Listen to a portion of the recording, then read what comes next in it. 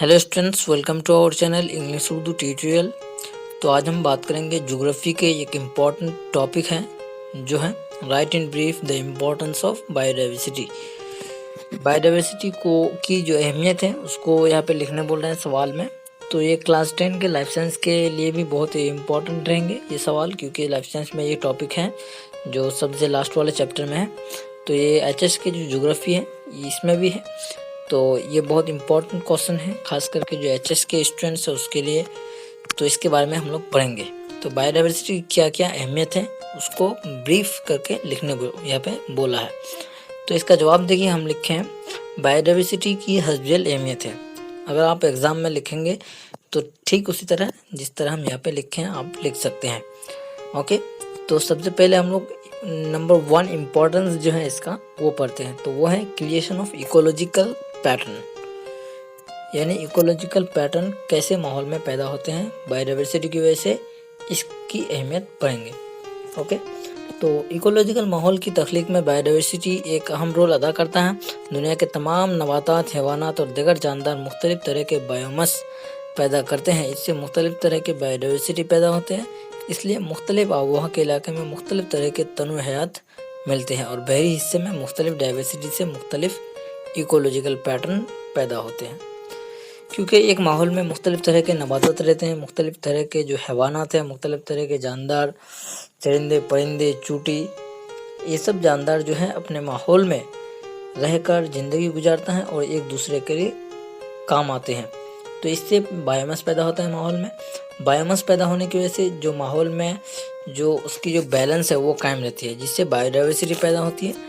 तो इससे मुख्तलिफ आबोहवा के इलाके में जो है मुख्तलिफ तरह के जो बैलेंस होते हैं ग़ज़ा के, चाहे वो फूड के हो, चाहे वो चलने फिरने का हो, चाहे वो ज़िंदगी जीने के लिए हो, ये मिलते हैं इस माहौल में। तो ठीक उसी तरह बहरी हिस्से में भी मुख्तलिफ बायोडाइवर्सिटी की वजह से मुख्तलिफ जो इकोलॉजिकल पैटर्न है वो पैदा होते हैं। ओके, तो इस तरीके से जो है बायोडाइवर्सिटी की अहमियत पाई जाती है इकोलॉजिकल पैटर्न में। इसके बाद 2 नंबर में देखिए ऑक्यूरेंस ऑफ इकोसिस्टम। तो इकोसिस्टम कैसे पैदा होते हैं इसके बारे में, इसकी जो अहमियत है उसको पढ़ेंगे। तो माहौल में पाए जाने वाले तरह तरह के बायोडाइवर्सिटी से माहौल में इकोसिस्टम बरकरार रहता है या पैदा होता है। ओके, आप लोग समझ गए होंगे कि ऑक्यूरेंस ऑफ इकोसिस्टम। इकोसिस्टम आप लोग जानते होंगे कि इकोसिस्टम किसे कहते हैं। इकोसिस्टम मतलब मुख्तलिफ तरह के जानदार एक माहौल में ज़िंदगी जब एक साथ गुजारते हैं तो वो लोग कैसे अपने आप को मेंटेन करते हैं एक दूसरे से, उसको हम लोग इकोसिस्टम कहेंगे। तो इकोसिस्टम में मुख्तलिफ तरह के बायोडाइवर्सिटी की वजह से माहौल में इकोसिस्टम जो है पैदा होते हैं और वो हमेशा इक्वल और मेंटेन में रहता है। तो ये जो है बायोडाइवर्सिटी की वजह से होता है। तो ये 2 नंबर इम्पोर्टेंस हो गया।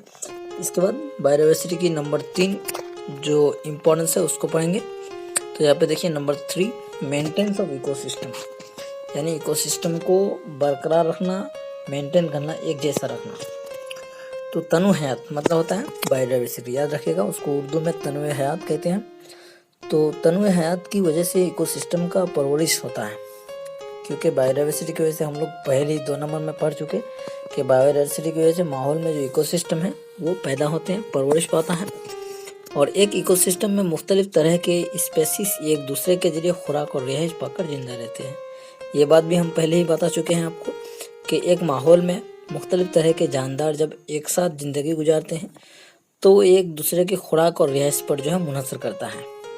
ओके, जैसे क्लास 10 के लाइफ साइंस में एक पिक दिया हुआ है कि एक मगरमच्छ के दांत से जो है एक जो चिड़िया है उसके दांत से जो गोश्त की जो पाई जाती है टुकड़े वगैरह उसको निकालता है। तो ये साबित करता है कि मुख्तलिफ तरह के जानदार मुख्तलिफ तरह के माहौल में जो है ज़िंदगी कैसे गुजारता है, अपने आप को मेंटेन करके गुजारता है और एक दूसरे के खुराक और रिहाइश पर जो है मुनहसर करता है। ओके, इसके बाद नंबर 4 को देखेंगे हम लोग। तो इकोनॉमिक बेनिफिट्स। इकोनॉमिक मतलब होता है मासी दौलत कैसे हमें दौलत से वो नवाजता है। कौन? बायोडाइवर्सिटी। तो बायोडाइवर्सिटी की वजह से बहुत सी माशी फ़वाइद हासिल होते हैं, यानी उसमें जो है कुछ मासी मतलब होता है दौलत, पैसा वगैरह हम लोग को हासिल होते हैं।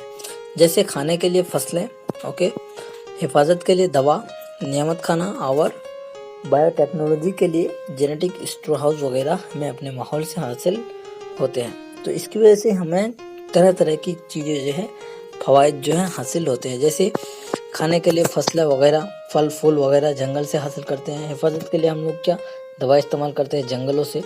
नियामत खाना हमें मिलता है। और बायोटेक्नोलॉजी के लिए जेनेटिक स्टोर हाउस यानी किसी किस्म की जो दवाई वगैरह हम लोग इस्तेमाल करते हैं, हम अपने माहौल से ही इस्तेमाल करते हैं, उसको हासिल करते हैं।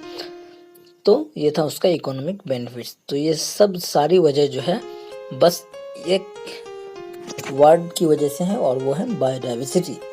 तो आप लोगों को याद रखना है कि बायोडाइवर्सिटी की क्या क्या अहमियत है। तो ये चार अहमियत है। चार अहमियत इकोनॉमिक बेनिफिट्स नंबर 4 था। नंबर 3 मेंटेनेंस ऑफ इकोसिस्टम, और जो नंबर 2 है वो है ऑक्यूरेंस ऑफ इकोसिस्टम, और नंबर 1 है क्रिएशन ऑफ इकोलॉजिकल पैटर्न। तो ये थे बायोडाइवर्सिटी की अहमियत। ये जो है क्लास 12 के जो ज्योग्राफी सब्जेक्ट है इसके लिए बहुत इम्पोर्टेंट है। तो आप लोग को अगर ये वीडियो पसंद आए तो प्लीज़ लाइक कर दीजिए और अपने फ्रेंड्स को ज़रूर जो है शेयर कर दीजिए ये video. Thank you for watching. Have a nice day. Tata.